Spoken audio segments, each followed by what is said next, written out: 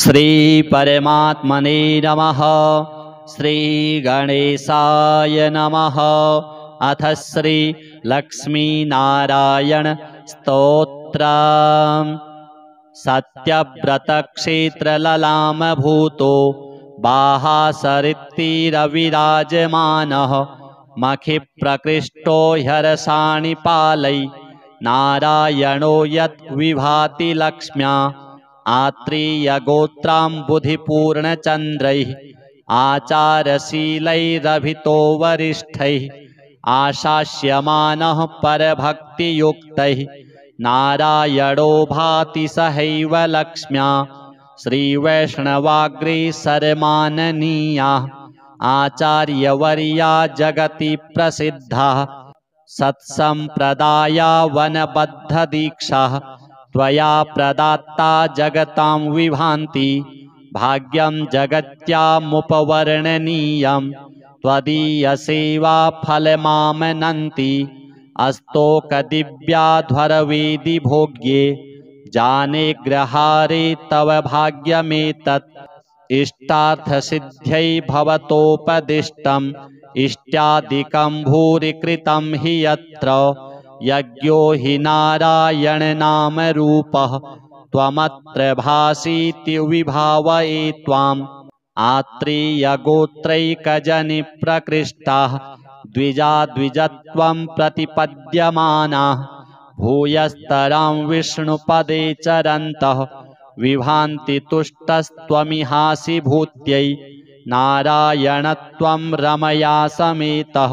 प्राचीं दिशं वीक्ष्य मुहुः प्रसन्नः कृतो न जाने परमं रहस्यं यूपोज्ज्वलं स्तम्भमवेक्षसे किं यज्ञस्य साक्षी स्थिर एव लोके यज्ञस्थली चापि विभाति सुस्था ततोऽभिजाता वसतोऽग्रहारः विश्वप्रसिद्धोऽप्यधुना त्वयैव काञ्चुत्तराच्चोत्तमतां प्रणीता यज्ञैर्हि सज्जैः किल यायजूकैः अत्र्यन्ववायान्वयविद्वदग्र्यैः सुस्वध्वरैरध्वरवेदिदीप्रैः श्रीवादिहंसाम्बुदसूरिवर्य वंशावतंसैः किल विप्रवर्यैः श्रीश्रीनिवासाध्वरिभिः प्रतिष्ठां प्राप्तो ग्रहारो ह्यर्षाणि पालै प्रतिष्ठितस्त्वं निजभूम्नि नित्यं प्रतिष्ठितस्त्वं परमाग्रहारे पुनः प्रतिष्ठा भवतः प्रशस्या चिराय नारायण सन्निधत्स्व यमप्ययं प्राहुवयति स्म हृष्टो वरप्रदो वारणशैलमूर्ध्नि देवाधिराजोपयदीक्षितोऽसौ कूटस्थ एवाभवदत्रिगोत्रे कल्याणकुल्या कमनीययूपः कार्श्यं कुतः प्राप न वेद्मि तत्त्वं क्षमस्व सर्वान् पराधवर्गान् रिद्ध्यै समीक्षस्व सुधाकटाक्षात् कल्याणकुल्यामृतवाहिनीस्तात् यूपः समुच्छ्रायमुपैतु भूयः त्वदीयधामोज्ज्वलतामुपेयात् आराधनं ते नवतां प्रदद्यात् काञ्चीघटां वित्यभिधानभाजः श्रीवेङ्कटाचार्यमुखः कवीन्द्रः यत्सन्निधानात् अतुलां प्रतिष्ठां सम्प्राप्य नारायण संविभासि दभ्रेतरे धामनिवर्धमानो दभ्रं परं धाम समाश्रितोऽसि अदभ्रदृष्ट्या स्वयमेधमानः भद्राणि नारायण संविधेयाः विधिप्रणीते सुभगे स्वमेधे समुद्भवन् श्यामलहव्यवाहः अस्तोकभोग्याध्वरहव्यभोक्ता नयत्यहोतान् स्वपुरं स्म देवः कलिः प्रदुष्टः कवयोऽपि नष्टाः कल्याणकुल्याप्यमृतेन हीना जाताश्च दूरे सुखजीविकायै परन्तु नारायण सुस्थिरोऽसि पूतोग्रहारो मखजालकृत्या पूतास्थली सत्पदरेणुपूर्णा पूता वयं ग्रामसुनाम धृत्या वसेम नारायण ते कटाक्षैः श्रीसूक्तहोमेन कृतेन भक्त्या ग्रामः समृद्धिं सकलामुपैतु देवः समाराधन सम्प्रहृष्टः अभीष्टदायी सततं विभातु अत्यन्ववाये जनिमेत्य सेवा रतेन मावासरघुत्तमेन भक्त्या कृतं स्तोत्रमिदं पठन्तः लक्ष्मीकटाक्षेण विभान्तु लोके लक्ष्मीनारायणं देवं मन्दिरं नूतननिर्मितं रक्षितां यागशालां च दृष्ट्वा तुष्टिं भजेमहि। अथ श्रीप्रदोषस्तोत्राष्टकम्। सत्यं ब्रवीमि परलोकहितं ब्रवीमि सारं ब्रवीम्युपनिषद्धृदयं ब्रवीमि संसारमुल्बणमसारमवाप्य जन्तोः सारोऽयमीश्वरपदाम्बुरुहस्य सेवा येनार्चयन्ति गिरिशं समये प्रदोषे येनार्चितं शिवमपि प्रणमन्ति चान्ये एतत् कथां श्रुतिपुटैर्न पिबन्ति मूढास्ते जन्म जन्मसु भवन्ति नरादरिद्राः ये वै प्रदोषसमये परमेश्वरस्य कुर्वन्त्यनन्यमनसोऽङ्घ्रिसरोजपूजां नित्यं प्रवृद्धधनधान्यकलत्रपुत्र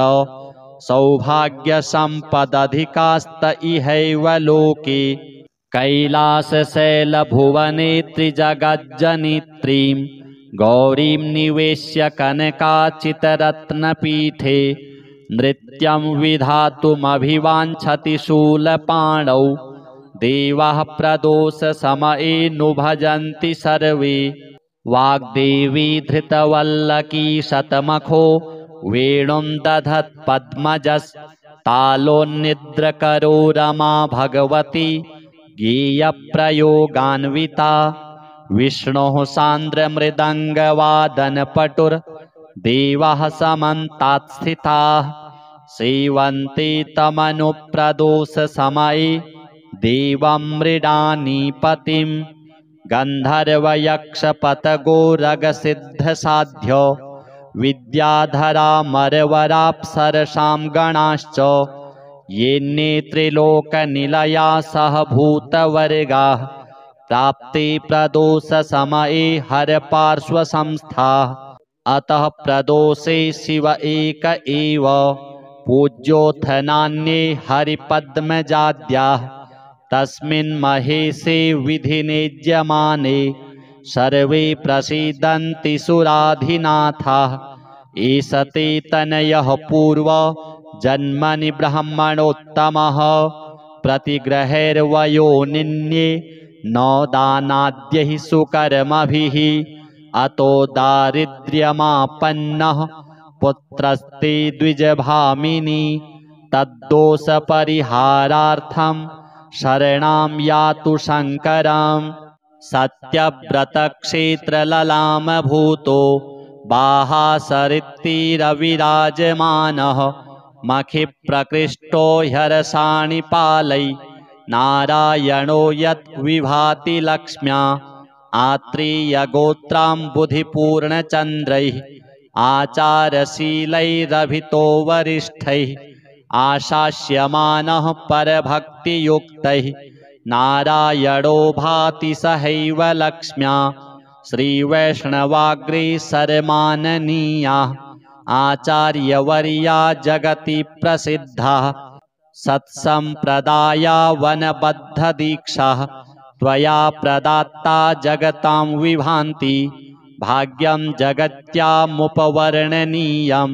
त्वदीयसेवा फलमामनन्ति अस्तोकदिव्याध्वरवेदि भोग्ये जाने ग्रहारे तव भाग्यमेतत् इष्टार्थसिद्ध्यै भवतोपदिष्टम् इष्ट्यादिकं भूरि कृतं हि यत्र यज्ञो हि नारायणनामरूपः त्वमत्र भासीति विभावये त्वाम् आत्रेयगोत्रैकजनिप्रकृष्टाः द्विजा द्विजत्वं प्रतिपद्यमानाः भूयस्तरां विष्णुपदे चरन्तः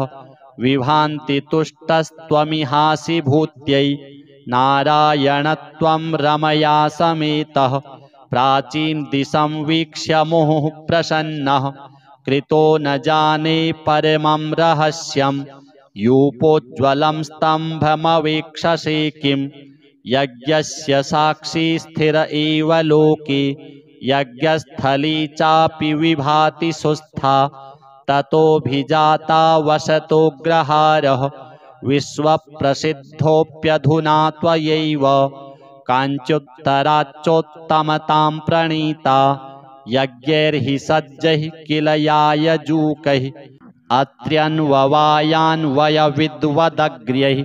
सुस्वध्वरैरध्वरवेदिदीप्रैः श्रीवादिहंसाम्बुदसूरिवर्य वंशावतंसैः किल विप्रवर्यैः श्रीश्रीनिवासाध्वरिभिः प्रतिष्ठां प्राप्तो ग्रहारो ह्यर्षाणि पालैः प्रतिष्ठितस्त्वं निजभूम्नि नित्यं प्रतिष्ठितस्त्वं परमाग्रहारे पुनः प्रतिष्ठा भवतः प्रशस्या चिराय नारायण सन्निधत्स्व यमप्ययं प्राहुवयति स्म हृष्टो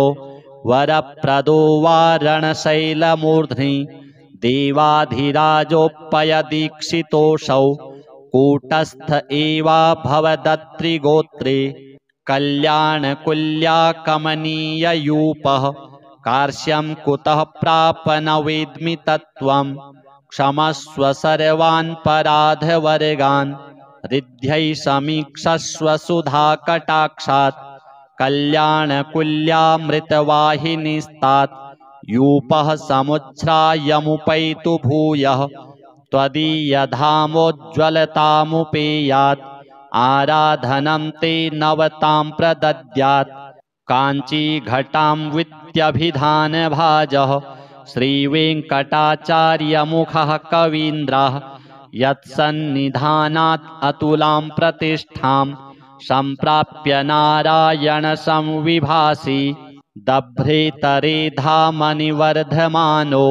दभ्रं परं धाम समाश्रितोऽसि अदभ्रदृष्ट्या स्वयमेधमानः भद्राणि नारायण संविधेयाः विधिप्रणीते सुभगे स्वमेधे समुद्भवन् श्यामलहव्यवाहः अस्तोकभोग्याध्वरहव्यभोक्ता नयत्यहोतान् स्वपुरं स्म देवः कलिः प्रदुष्टः कवयोऽपि नष्टाः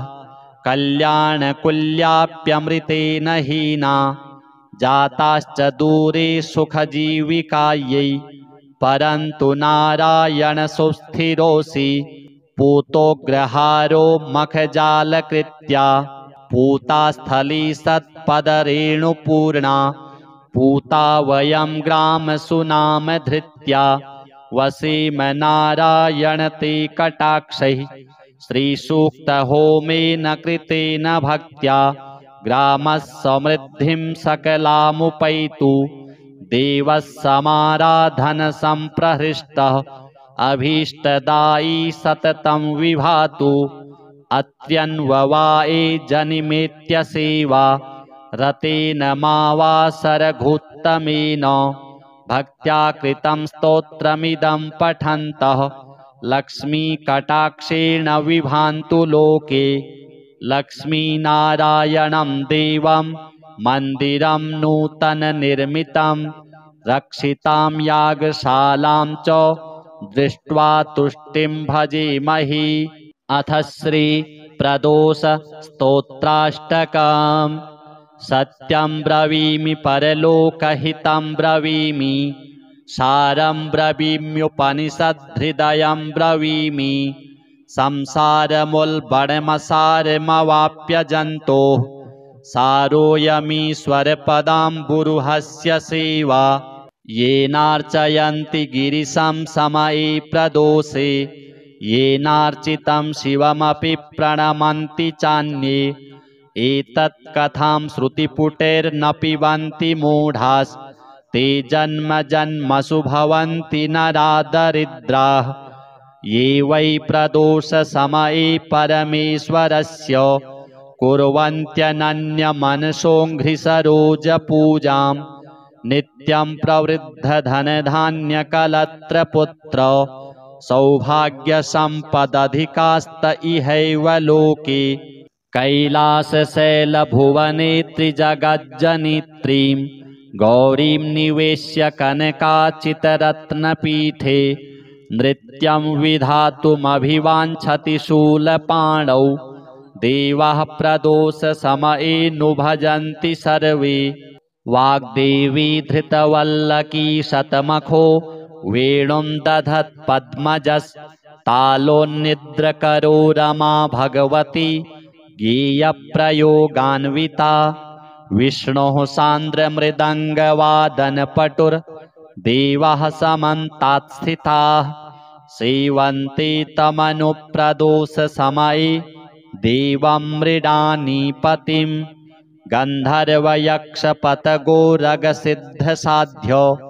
विद्याधरामरवराप्सरसां गणाश्च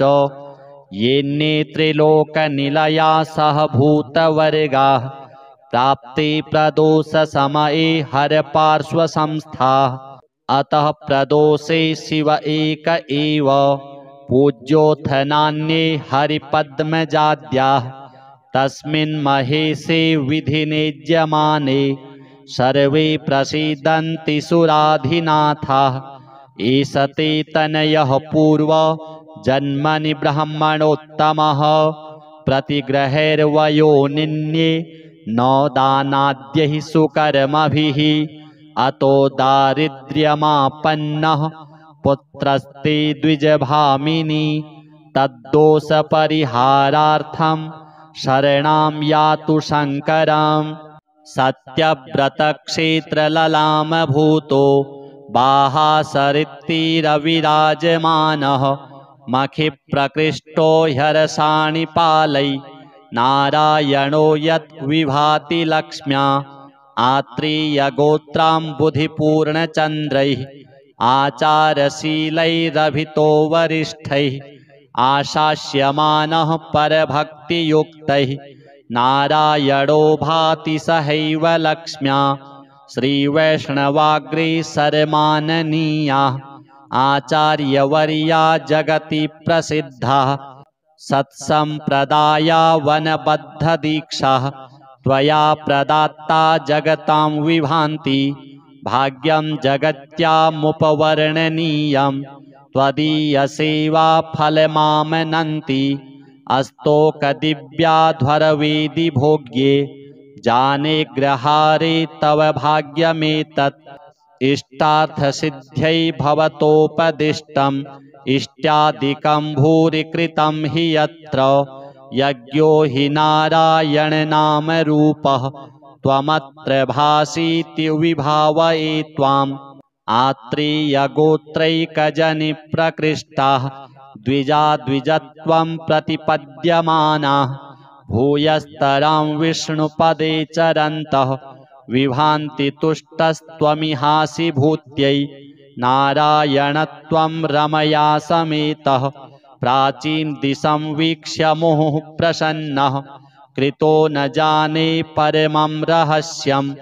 यूपोज्ज्वलं स्तम्भमवेक्षसे किं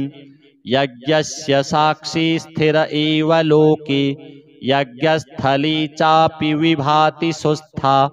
ततोऽभिजाता वसतोऽग्रहारः विश्वप्रसिद्धोऽप्यधुना त्वयैव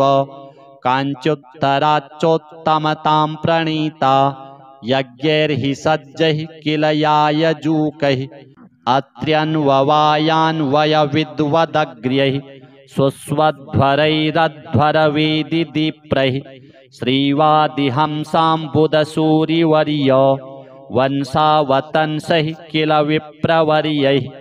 श्रीश्रीनिवासाध्वरिभिः प्रतिष्ठां प्राप्तो ग्रहारो ह्यर्षाणि पालै प्रतिष्ठितस्त्वं निजभूम्नि नित्यं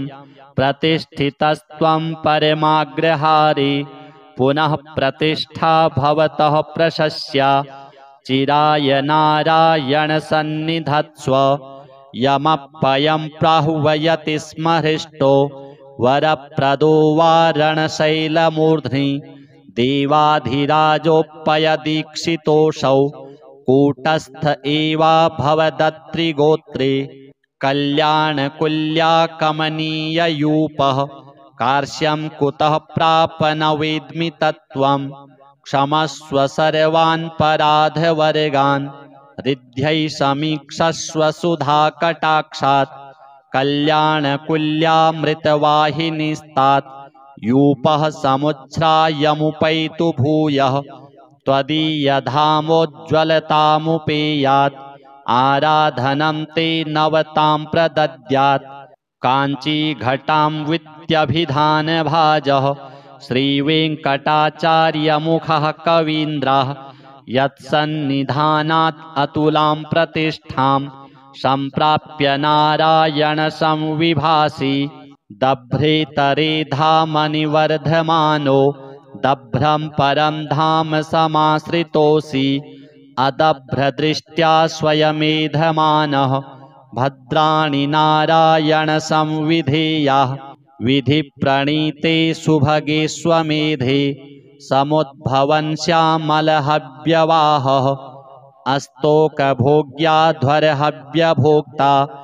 नयत्यहोतान् स्वपुरं स्म देवः कलिः प्रदुष्टः कवयोऽपि नष्टाः कल्याणकुल्याप्यमृतेन हीना जाताश्च दूरे सुखजीविकायै परन्तु नारायण सुस्थिरोऽसि पूतोग्रहारो मखजालकृत्या पूतास्थली सत्पदरेणुपूर्णा पूता वयं ग्रामसुनामधृत्या वसेम नारायण ते कटाक्षैः श्रीसूक्तहोमेन कृतेन भक्त्या ग्रामः समृद्धिं सकलामुपैतु देवः समाराधन सम्प्रहृष्टः अभीष्टदायी सततं विभातु अत्यन्ववाये जनिमेत्य सेवा रतेन मावासरघुत्तमेन भक्त्या कृतं स्तोत्रमिदं पठन्तः लक्ष्मीकटाक्षेण विभान्तु लोके लक्ष्मीनारायणं देवं मन्दिरं नूतननिर्मितं रक्षितां यागशालां च दृष्ट्वा तुष्टिं भजेमहि। अथ श्रीप्रदोषस्तोत्राष्टकम्। सत्यं ब्रवीमि परलोकहितं ब्रवीमि सारं ब्रवीम्युपनिषद्धृदयं ब्रवीमि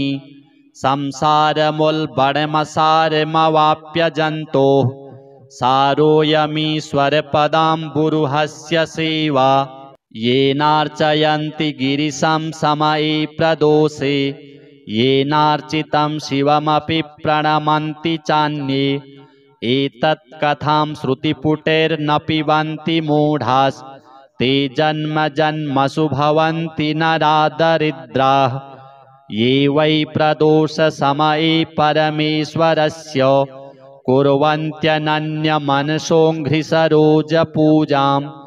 नित्यं प्रवृद्धधनधान्यकलत्रपुत्र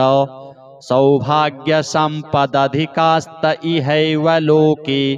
कैलासशैलभुवने त्रिजगज्जनित्रीं गौरीं निवेश्य कनकाचितरत्नपीठे नृत्यं विधातुमभिवाञ्छति शूलपाणौ देवाः प्रदोषसमये नु भजन्ति सर्वे वाग्देवी धृतवल्लकी शतमखो वेणुं दधत्पद्मजस्तालोन्निद्रकरो रमा भगवती गेयप्रयोगान्विता विष्णोः सान्द्रमृदङ्गवादनपटुर्देवाः समन्तात् स्थिताः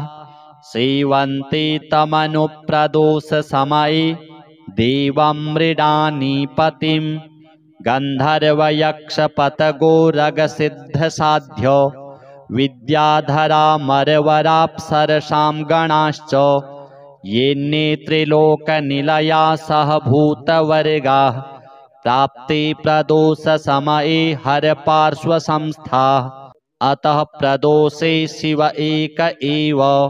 पूज्योऽथ नान्ये हरिपद्मजाद्याः। तस्मिन् महेशे विधिनेज्यमाने सर्वे प्रसीदन्ति सुराधिनाथाः। एष ते तनयः पूर्व जन्मनि ब्रह्मणोत्तमः प्रतिग्रहैर्वयोनिन्ये न दानाद्यैः सुकर्मभिः। अतो दारिद्र्यमापन्नः पुत्रस्ते द्विजभामिनी तद्दोषपरिहारार्थं शरणां यातु शङ्करम्। सत्यव्रतक्षेत्रललामभूतो बाहासरित्तिरविराजमानः मखिप्रकृष्टो ह्यरसाणि नारायणो यत् विभाति लक्ष्म्या आत्रेयगोत्राम्बुधिपूर्णचन्द्रैः आचारशीलैरभितो वरिष्ठैः आशास्यमानः परभक्तियुक्तैः नारायणो भाति सहैव लक्ष्म्या श्रीवैष्णवाग्रेसरमाननीयाः आचार्यवर्या जगति प्रसिद्धाः सत्सम्प्रदाया वनबद्धदीक्षाः त्वया प्रदात्ता जगतां विभान्ति भाग्यं जगत्यामुपवर्णनीयं त्वदीयसेवा फलमामनन्ति अस्तोकदिव्याध्वरवेदि भोग्ये जाने ग्रहारे तव भाग्यमेतत् इष्टार्थसिद्ध्यै भवतोपदिष्टम् इष्ट्यादिकं भूरि कृतं हि यत्र यज्ञो हि नारायणनामरूपः त्वमत्र भासीति विभावये त्वाम् आत्रेयगोत्रैकजनिप्रकृष्टाः द्विजा द्विजत्वं प्रतिपद्यमानाः भूयस्तरां विष्णुपदे चरन्तः विभान्ति तुष्टस्त्वमिहासि भूत्यै नारायणत्वं रमया समेतः प्राचीन दिशं वीक्ष्य मुहुः प्रसन्नः कृतो न जाने परमं रहस्यं यूपोज्ज्वलं स्तम्भमवेक्षसे किं यज्ञस्य साक्षी स्थिर एव लोके यज्ञस्थली चापि विभाति सुस्था ततोऽभिजाता वसतोऽग्रहारः विश्वप्रसिद्धोऽप्यधुना त्वयैव काञ्चुत्तराच्चोत्तमतां प्रणीता यज्ञैर्हि सज्जैः किल यायजूकैः अत्र्यन्ववायान्वयविद्वदग्र्यैः सुस्वध्वरैरध्वरवेदिदीप्रैः श्रीवादिहंसाम्बुदसूरिवर्य वंशावतंसैः किल विप्रवर्यैः श्रीश्रीनिवासाध्वरिभिः प्रतिष्ठां प्राप्तो ग्रहारो ह्यर्षाणिपालैः प्रतिष्ठितस्त्वं निजभूम्नि नित्यं प्रतिष्ठितस्त्वं परमाग्रहारे पुनः प्रतिष्ठा भवतः प्रशस्या चिराय नारायण सन्निधत्स्व यमप्ययं प्राहुवयति स्म हृष्टो वरप्रदो वारणशैलमूर्ध्नि देवाधिराजोपयदीक्षितोऽसौ कूटस्थ एवाभवदत्रिगोत्रे कल्याणकुल्या कमनीययूपः कार्श्यं कुतः प्राप न वेद्मि तत्त्वं क्षमस्व सर्वान् पराधवर्गान् रिद्ध्यै समीक्षस्व सुधाकटाक्षात् कल्याणकुल्यामृतवाहिनीस्तात् यूपः समुच्छ्रायमुपैतु भूयः त्वदीयधामोज्ज्वलतामुपेयात् आराधनं ते नवतां प्रदद्यात् काञ्चीघटां वित्यभिधानभाजः श्रीवेङ्कटाचार्यमुखः कवीन्द्रः यत्सन्निधानात् अतुलां प्रतिष्ठां सम्प्राप्य नारायणसंविभासि दभ्रेतरे धामनिवर्धमानो दभ्रं परं धाम समाश्रितोऽसि अदभ्रदृष्ट्या स्वयमेधमानः भद्राणि नारायणसंविधेयाः विधिप्रणीते सुभगे स्वमेधे समुद्भवन् श्यामलहव्यवाहः अस्तोकभोग्याध्वरहव्यभोक्ता नयत्यहोतान् स्वपुरं स्म देवः कलिः प्रदुष्टः कवयोऽपि नष्टाः कल्याणकुल्याप्यमृतेन हीना जाताश्च दूरे सुखजीविकायै परन्तु नारायण सुस्थिरोऽसि पूतोग्रहारो मखजालकृत्या पूता स्थली सत्पदरेणुपूर्णा पूता वयं ग्रामसुनामधृत्या वसेम नारायण ते कटाक्षैः श्रीसूक्तहोमेन कृतेन भक्त्या ग्रामः समृद्धिं सकलामुपैतु देवः समाराधनसम्प्रहृष्टः अभीष्टदायी सततं विभातु अत्यन्ववाये जनिमेत्य सेवा रतेन मावासरघुत्तमेन भक्त्या कृतं स्तोत्रमिदं पठन्तः लक्ष्मीकटाक्षेण विभान्तु लोके लक्ष्मीनारायणं देवं मन्दिरं नूतननिर्मितं रक्षितां यागशालां च दृष्ट्वा तुष्टिं भजेमहि। अथ श्री प्रदोष स्तोत्राष्टकम्। सत्यं ब्रवीमि परलोकहितं ब्रवीमि सारं ब्रवीम्युपनिषद्धृदयं ब्रवीमि संसारमुल्बणमसारमवाप्य जन्तोः सारोऽयमीश्वरपदाम्बुरुहस्य सेवा येनार्चयन्ति गिरिशं समये प्रदोषे येनार्चितं शिवमपि प्रणमन्ति चान्ये एतत् कथां श्रुतिपुटैर्न पिबन्ति मूढास्ते जन्म जन्मसु भवन्ति नरा दरिद्राः ये वै प्रदोषसमये परमेश्वरस्य कुर्वन्त्यनन्यमनसोऽङ्घ्रिसरोजपूजां नित्यं प्रवृद्धधनधान्यकलत्रपुत्र सौभाग्यसम्पदधिकास्त इहैव लोके कैलासशैलभुवने त्रिजगज्जनित्रीं गौरीं निवेश्य कनकाचितरत्नपीठे नृत्यं विधातुमभिवाञ्छति शूलपाणौ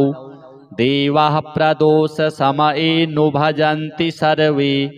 वाग्देवी धृतवल्लकी शतमखो वेणुं दधत्पद्मजस्तालोन्निद्रकरो रमा भगवती गेयप्रयोगान्विता विष्णोः सान्द्रमृदङ्गवादनपटुर्देवाः समन्तात् स्थिताः सेवन्ते तमनुप्रदोषसमये देवं मृडानीपतिं गन्धर्वयक्षपतगोरगसिद्धसाध्य विद्याधरामरवराप्सरसां गणाश्च ये नेत्रिलोकनिलया सह भूतवर्गाः प्राप्ते प्रदोषसमये हरपार्श्वसंस्थाः अतः प्रदोषे शिव एक एव पूज्योऽथ नान्ये हरिपद्मजाद्याः तस्मिन् महेशे विधिनेज्यमाने सर्वे प्रसीदन्ति सुराधिनाथाः एष ते तनयः पूर्व जन्मनि ब्रह्मणोत्तमः प्रतिग्रहैर्वयोनिन्ये न दानाद्यैः सुकर्मभिः अतो दारिद्र्यमापन्नः पुत्रस्ते द्विजभामिनी तद्दोषपरिहारार्थं शरणां यातु शङ्करम् सत्यव्रतक्षेत्रललामभूतो बाहासरित्तिरविराजमानः मखिप्रकृष्टो ह्यरसाणि पालै नारायणो यत् विभाति लक्ष्म्या आत्रेयगोत्राम्बुधिपूर्णचन्द्रैः आचारशीलैरभितो वरिष्ठैः आशास्यमानः परभक्तियुक्तैः नारायणो भाति सहैव लक्ष्म्या श्रीवैष्णवाग्रेसरमाननीयाः आचार्यवर्या जगति प्रसिद्धाः सत्सम्प्रदाया वनबद्धदीक्षाः त्वया प्रदात्ता जगतां विभान्ति भाग्यं जगत्यामुपवर्णनीयं त्वदीयसेवाफलमामनन्ति अस्तोकदिव्याध्वरवेदि भोग्ये जाने ग्रहारे तव भाग्यमेतत् इष्टार्थसिद्ध्यै भवतोपदिष्टम् इष्ट्यादिकं भूरि कृतं हि यत्र यज्ञो हि नारायणनामरूपः त्वमत्र भासीति विभावये त्वाम् आत्रेयगोत्रैकजनिप्रकृष्टाः द्विजा द्विजत्वं प्रतिपद्यमानाः भूयस्तरां विष्णुपदे चरन्तः विभान्ति तुष्टस्त्वमिहासि भूत्यै नारायणत्वं रमया समेतः प्राचीन दिशं वीक्ष्य मुहुः प्रसन्नः कृतो न जाने परमं रहस्यं यूपोज्ज्वलं स्तम्भमवेक्षसे किं यज्ञस्य साक्षी स्थिर एव लोके यज्ञस्थली चापि विभाति सुस्था ततोऽभिजाता वसतोऽग्रहारः विश्वप्रसिद्धोऽप्यधुना त्वयैव काञ्चुत्तराच्चोत्तमतां प्रणीता यज्ञैर्हि सज्जैः किल यायजूकैः अत्र्यन्ववायान्वयविद्वदग्र्यैः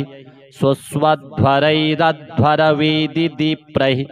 श्रीवादिहंसाम्बुदसूरिवर्य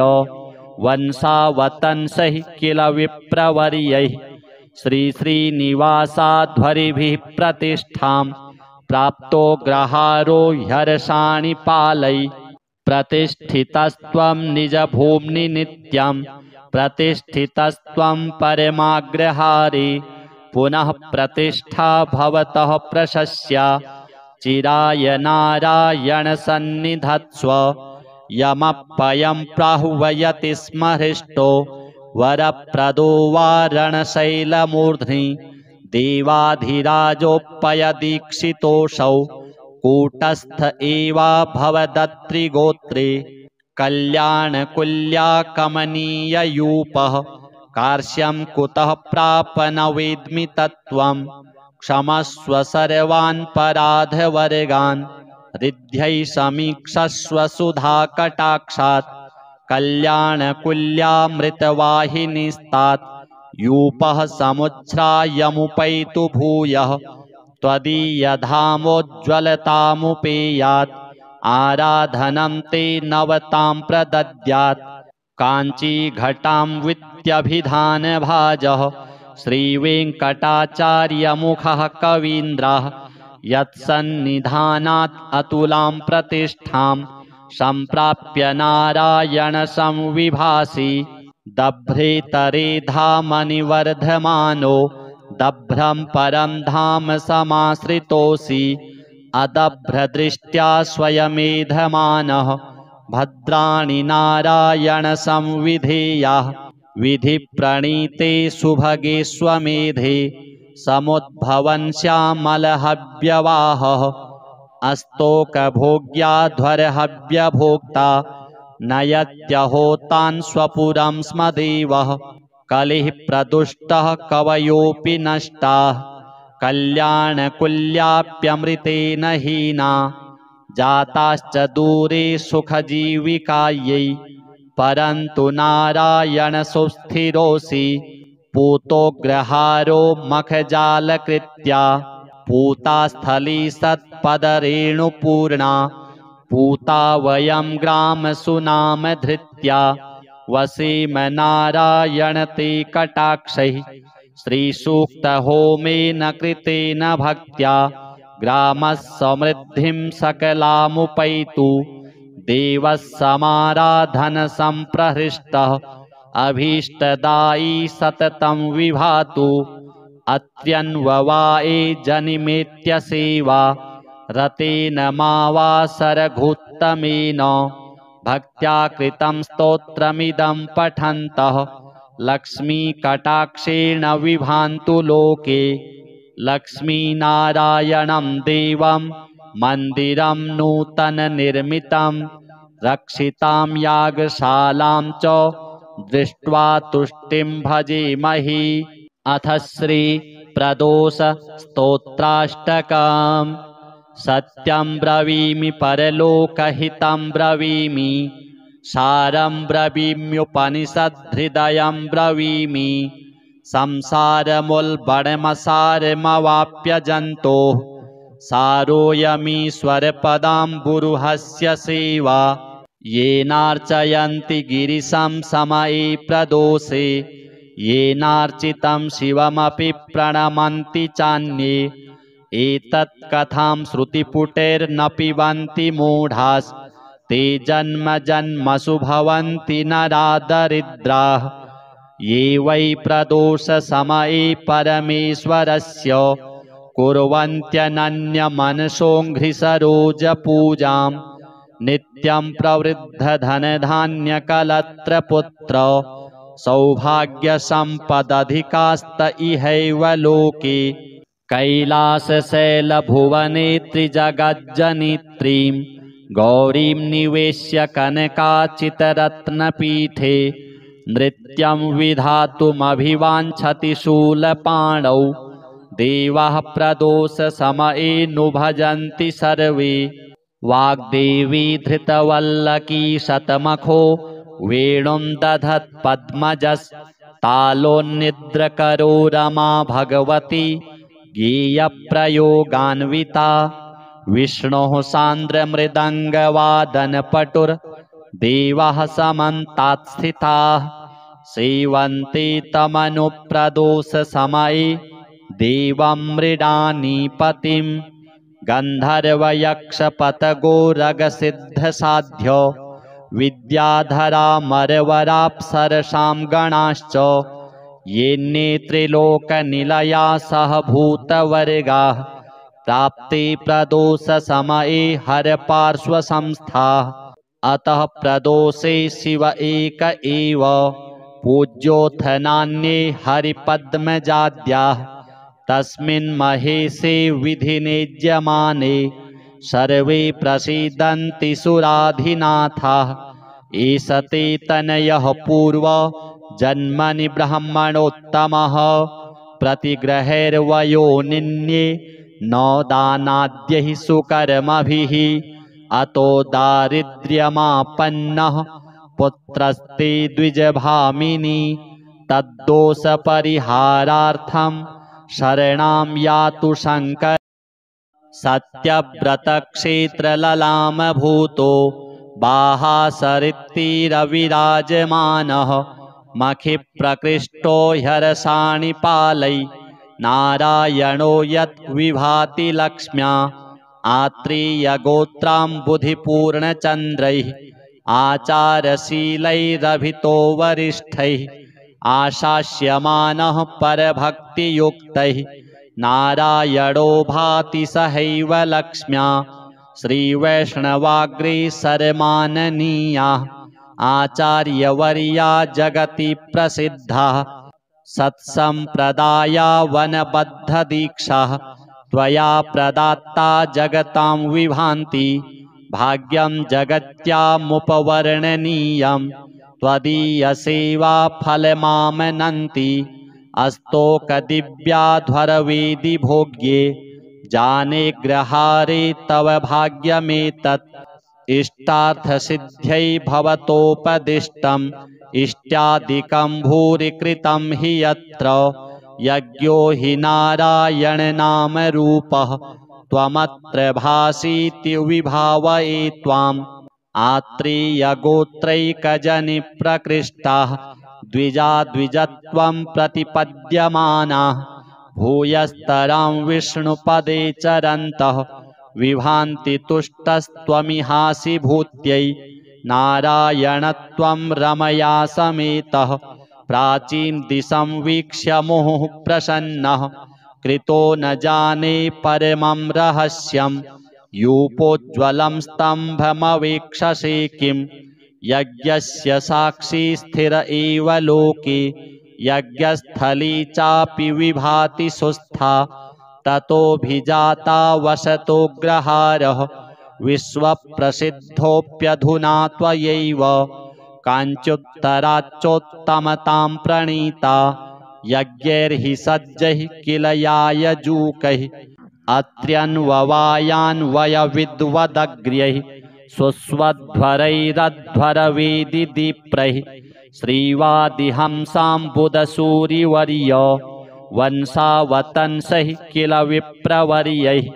श्रीश्रीनिवासाध्वरिभिः प्रतिष्ठां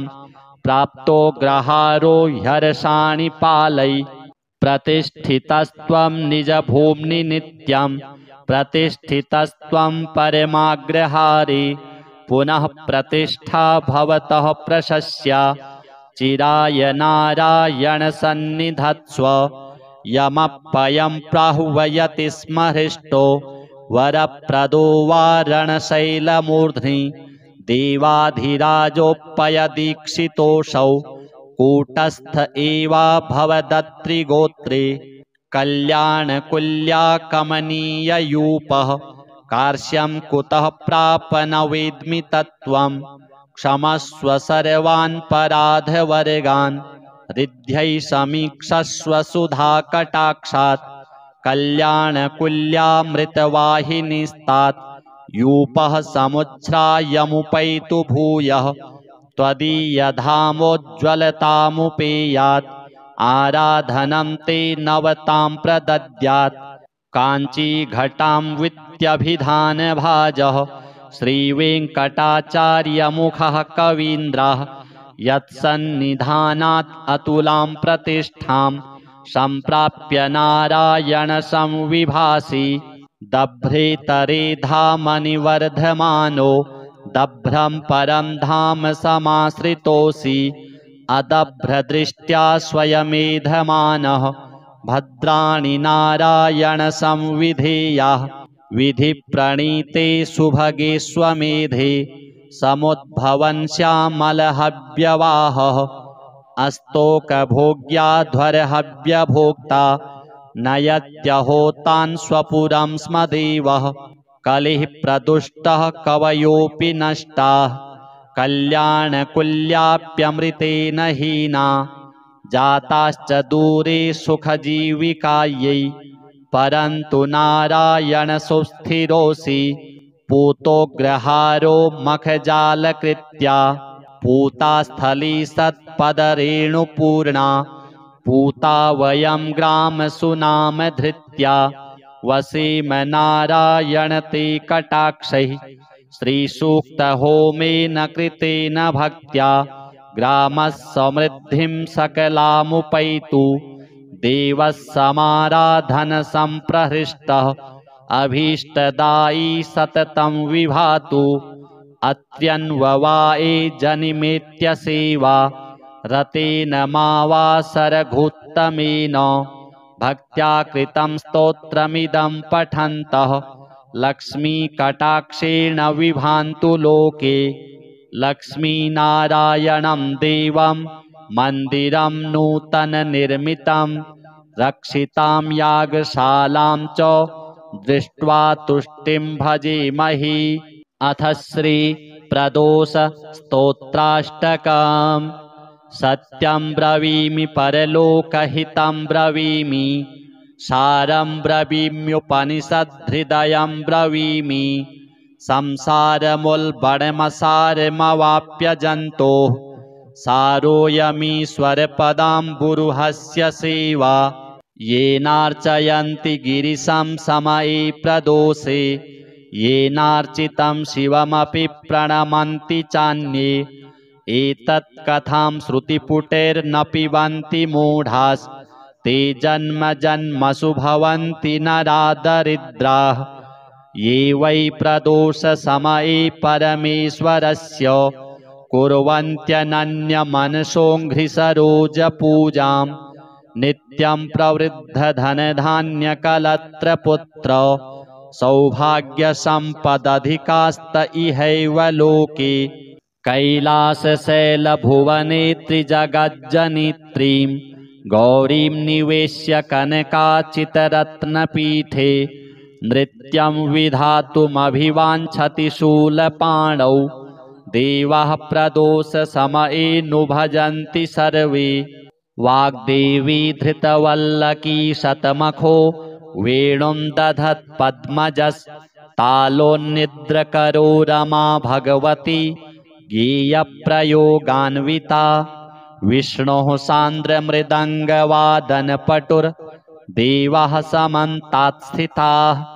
सेवन्ते तमनुप्रदोषसमये देवं मृडानीपतिं गन्धर्वयक्षपतगोरगसिद्धसाध्य विद्याधरामरवराप्सरसां गणाश्च येऽन्ये त्रिलोकनिलया सह भूतवर्गाः प्राप्ते प्रदोषसमये हरपार्श्वसंस्थाः अतः प्रदोषे शिव एक एव पूज्योऽथ नान्ये हरिपद्मजाद्याः तस्मिन् महेशे विधिनिज्यमाने सर्वे प्रसीदन्ति सुराधिनाथाः एष ते तनयः पूर्व जन्मनि ब्रह्मणोत्तमः प्रतिग्रहैर्वयोनिन्ये न दानाद्यैः सुकर्मभिः अतो दारिद्र्यमापन्नः पुत्रस्ते द्विजभामिनी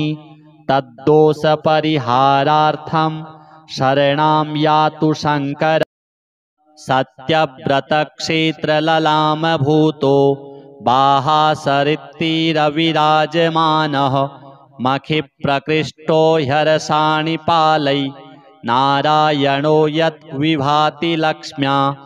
आत्रेयगोत्राम्बुधिपूर्णचन्द्रैः आचारशीलैरभितो वरिष्ठैः आशास्यमानः परभक्तियुक्तैः नारायणो भाति सहैव लक्ष्म्या श्रीवैष्णवाग्रेसरमाननीयाः आचार्यवर्या जगति प्रसिद्धाः सत्सम्प्रदाया वनबद्धदीक्षाः त्वया प्रदात्ता जगतां विभान्ति भाग्यं जगत्यामुपवर्णनीयं त्वदीयसेवा फलमामनन्ति अस्तोकदिव्याध्वरवेदि भोग्ये जाने ग्रहारे तव भाग्यमेतत् इष्टार्थसिद्ध्यै भवतोपदिष्टम् इष्ट्यादिकं भूरि कृतं हि यत्र यज्ञो हि नारायणनामरूपः त्वमत्र भासीति विभावये त्वाम् आत्रेयगोत्रैकजनिप्रकृष्टाः द्विजा द्विजत्वं प्रतिपद्यमानाः भूयस्तरां विष्णुपदे चरन्तः विभान्ति तुष्टस्त्वमिहासि भूत्यै नारायणत्वं रमया समेतः प्राचीन दिशं वीक्ष्य मुहुः प्रसन्नः कृतो न जाने परमं रहस्यं यूपोज्ज्वलं स्तम्भमवेक्षसे किं यज्ञस्य साक्षी स्थिर एव लोके यज्ञस्थली चापि विभाति सुस्था ततोऽभिजाता वसतोऽग्रहारः विश्वप्रसिद्धोऽप्यधुना त्वयैव काञ्चुत्तराच्चोत्तमतां प्रणीता यज्ञैर्हि सज्जैः किल यायजूकैः अत्र्यन्ववायान्वयविद्वदग्र्यैः सुस्वध्वरैरध्वरवेदिदीप्रैः श्रीवादिहंसाम्बुदसूरिवर्य वंशावतंसैः किल विप्रवर्यैः श्रीश्रीनिवासाध्वरिभिः प्रतिष्ठां प्राप्तो ग्रहारो ह्यर्षाणिपालै प्रतिष्ठितस्त्वं निजभूम्नि नित्यं प्रतिष्ठितस्त्वं परमाग्रहारे पुनः प्रतिष्ठा भवतः प्रशस्या चिराय नारायण सन्निधत्स्व यमप्पयं प्राहुवयति स्म हृष्टो वरप्रदो वारणशैलमूर्ध्नि देवाधिराजोपयदीक्षितोऽसौ कूटस्थ एवाभवदत्रिगोत्रे कल्याणकुल्या कमनीययूपः कार्श्यं कुतः प्राप न वेद्मि तत्त्वं क्षमस्व सर्वान् पराधवर्गान् रिद्ध्यै समीक्षस्व सुधाकटाक्षात् कल्याणकुल्यामृतवाहिनीस्तात् यूपः समुच्छ्रायमुपैतु भूयः त्वदीयधामोज्ज्वलतामुपेयात् आराधनं ते नवतां प्रदद्यात् काञ्चीघटां वित्यभिधानभाजः श्रीवेङ्कटाचार्यमुखः कवीन्द्रः यत्सन्निधानात् अतुलां प्रतिष्ठां सम्प्राप्य नारायणसंविभासि दभ्रेतरे धामनिवर्धमानो दभ्रं परं धाम समाश्रितोऽसि अदभ्रदृष्ट्या स्वयमेधमानः भद्राणि नारायणसंविधेयाः विधिप्रणीते सुभगे स्वमेधे समुद्भवन् श्यामलहव्यवाहः अस्तोकभोग्याध्वरहव्यभोक्ता नयत्यहोतान् स्वपुरं स्म देवः कलिः प्रदुष्टः कवयोऽपि नष्टाः कल्याणकुल्याप्यमृतेन हीना जाताश्च दूरे सुखजीविकायै परन्तु नारायण सुस्थिरोऽसि पूतोग्रहारो मखजालकृत्या पूतास्थली सत्पदरेणुपूर्णा पूता वयं ग्रामसुनामधृत्या वसेम नारायण ते कटाक्षैः श्रीसूक्तहोमेन कृतेन भक्त्या ग्रामः समृद्धिं सकलामुपैतु देवः समाराधनसम्प्रहृष्टः अभीष्टदायी सततं विभातु अत्यन्ववाये जनिमेत्य सेवा रतेन मावासरघुत्तमेन भक्त्या कृतं स्तोत्रमिदं पठन्तः लक्ष्मीकटाक्षेण विभान्तु लोके लक्ष्मीनारायणं देवं मन्दिरं नूतननिर्मितं रक्षितां यागशालां च दृष्ट्वा तुष्टिं भजेमहि। अथ श्रीप्रदोषस्तोत्राष्टकम्। सत्यं ब्रवीमि परलोकहितं ब्रवीमि सारं ब्रवीम्युपनिषद्धृदयं ब्रवीमि संसारमुल्बणमसारमवाप्य जन्तोः सारोऽयमीश्वरपदाम्बुरुहस्य सेवा येनार्चयन्ति गिरिशं समये प्रदोषे येनार्चितं शिवमपि प्रणमन्ति चान्ये एतत् कथां श्रुतिपुटैर्न पिबन्ति मूढास्ते जन्म जन्मसु भवन्ति नरा दरिद्राः ये वै प्रदोषसमये परमेश्वरस्य कुर्वन्त्यनन्यमनसोऽङ्घ्रिसरोजपूजां नित्यं प्रवृद्धधनधान्यकलत्रपुत्र सौभाग्यसम्पदधिकास्त इहैव लोके कैलासशैलभुवने त्रिजगज्जनित्रीं गौरीं निवेश्य कनकाचितरत्नपीठे नृत्यं विधातुमभिवाञ्छति शूलपाणौ देवाः प्रदोषसमये नु भजन्ति सर्वे वाग्देवी धृतवल्लकी शतमखो वेणुं दधत्पद्मजस्तालोन्निद्रकरो रमा भगवती गेयप्रयोगान्विता विष्णोः सान्द्रमृदङ्गवादनपटुर्देवाः समन्तात् स्थिताः सेवन्ते तमनुप्रदोषसमये देवं मृडानीपतिं गन्धर्वयक्षपतगोरगसिद्धसाध्य विद्याधरामरवराप्सरसां गणाश्च येऽन्ये त्रिलोकनिलया सह भूतवर्गाः प्राप्ते प्रदोषसमये हरपार्श्वसंस्थाः अतः प्रदोषे शिव एक एव पूज्योऽथ नान्ये हरिपद्मजाद्याः तस्मिन् महेशे विधिनिज्यमाने सर्वे प्रसीदन्ति सुराधिनाथाः एष ते तनयः पूर्व जन्मनि ब्रह्मणोत्तमः प्रतिग्रहैर्वयोनिन्ये न दानाद्यैः सुकर्मभिः अतो दारिद्र्यमापन्नः पुत्रस्ते द्विजभामिनी तद्दोषपरिहारार्थं शरणं यातु शङ्करम्।